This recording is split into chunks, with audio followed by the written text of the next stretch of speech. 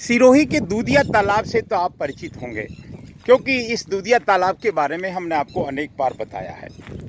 दूधिया तालाब जो 2017 से पहले अंग्रेजी बबूल का मात्र जंगल था, जिसमें बहुत पुरुषार्थ हुआ। आदर्श चैरिटेबल फाउंडेशन से लेके बहुत सारे लोगों ने उनमें मेहनत की, इससे की मजबूत पाल बनाई। और आपको एक बात मैं बता देता हूं कि इस पाल के ऊपर एक सिंगल अंग्रेजी बबूल नहीं था, एक सिंगल अंग्रेजी बबूल नहीं था। लेकिन अंग्रेजी बबूल हम सामने देख रहे हैं। अंग्रेजी बबूल इस लेवल का हो चुका है, हम सोच रहे थे। हमारे साथ आज सोनी जी हैं जो मुंबई रहते हैं, वो भी पर्यावरण में उनकी बहुत रुचि है। हम सोच रहे थे कि यहाँ अंग्रेजी बबूल की जगह कुछ बरगद, पीपल या उबरा लगाए जाएं, और सोच रहे थे। सोचना में कोई गुनाह नहीं है, लेकिन अब जब क्रिया रूप कैसे करेंगे वो एक अलग विषय है। लेकिन बार बार एक सवाल आता है कि खाली जगह पर आपको ये अंग्रेजी बबूल तैयार मिलेगा साहब? अब ये वो पाल है। अभी बहन जी से मैं बात कर रहा था, ये कह रहे थे कि अब इसमें हम क्या तो सेल्फी लें, क्योंकि ये मुंबई से आए हैं, इनका जन्मभूमि से प्रेम है, ये यहाँ मंदिर मंदिर घूम रहे हैं और यहाँ इनको प्रकृति से प्रेम भी है।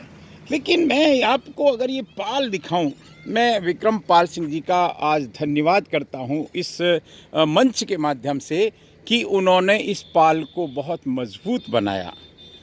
लेकिन इसमें अंग्रेजी बबूल का जंगल खड़ा हो गया। आप देखिए, इसके अंदर अगर निकलना हो तो हमको ऐसे निकलना पड़ेगा, अगर हम चाहें तो।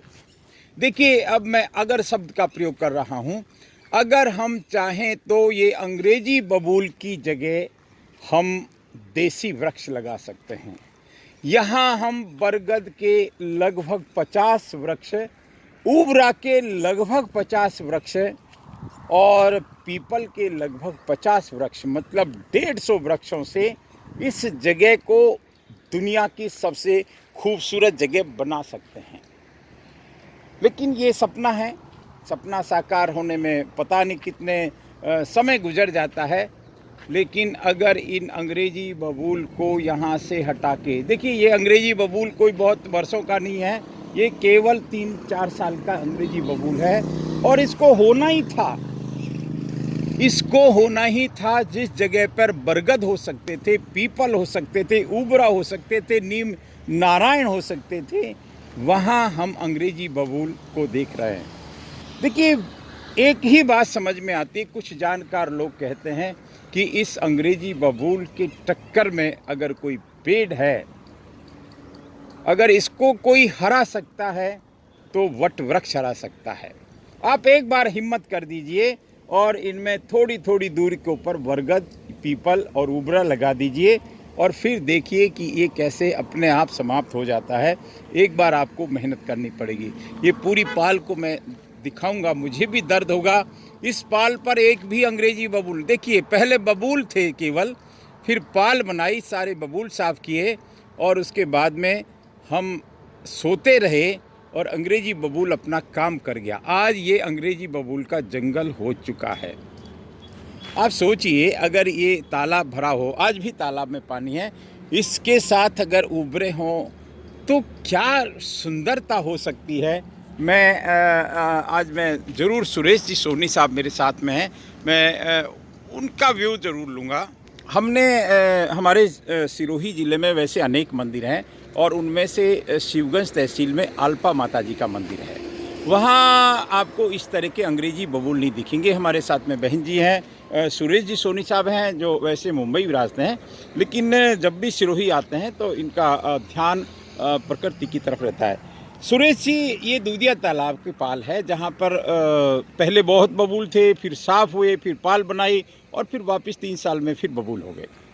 इस बबूल को देख के बहन जी आपको कैसा लग रहा है? आप अंदर सेल्फी तो नहीं ले सकते? नहीं ले सकते हैं। यहाँ पे पूरा राउंड में झाड़ लगाएंगे तो उसका लुक कुछ और ही होगा, उसका लुक और होगा। तो इसमें नज़ारा और अच्छा हो जाएगा एकदम। क्या बात है। सुरेश जी, क्या क्या आप क्या कहेंगे इस विषय में? नहीं, इसमें हमारे ये आलस्य ऐसा के। ऐसा है कि अगर ये अपन बबुल पूरा साफ करवा देवे जी और उसके बाद में यहाँ पे पीपल बरगद लगा देवे जी, तो गंदगी भी नहीं फैलेगी और साफ सुथरा रहेगा, बहुत अच्छा वातावरण हो जाएगा वातावरण अच्छा हो जाएगा। हाँ। बिल्कुल बिल्कुल और बिल्कुल। शुद्ध नया लुक वातावरण हो मिल जाएगा। जाएगा उसको। इसको नया लुक मिल जाएगा भाई। हमने तो लुक की भी चिंता करना छोड़ दी। हम तो बस ये है कि जरा हवा पानी सब हवा बहुत अच्छा पानी लगेगा। पक्षी अब बहुत बहुत फर्क पड़ता बहुत है। फर्क बरगद का पेड़ और पीपल के पेड़ में बहुत फर्क पड़ता है, वो बहुत बहुत अच्छा है। अब आप देखिए, आपकी मैं नंगे पैरों को देख रहा हूँ तो मुझे डर लग रहा है कि कहीं कोई बबूल का कांटा नहीं चुभ जाए। अगर बरगद के पेड़ होते तो आपको ये डर कम से कम नहीं लगता। खैर, बात को मैं यहाँ विराम देता हूँ, लेकिन एक फिर सवाल है कि क्या हम ऐसे ही बैठे रहेंगे?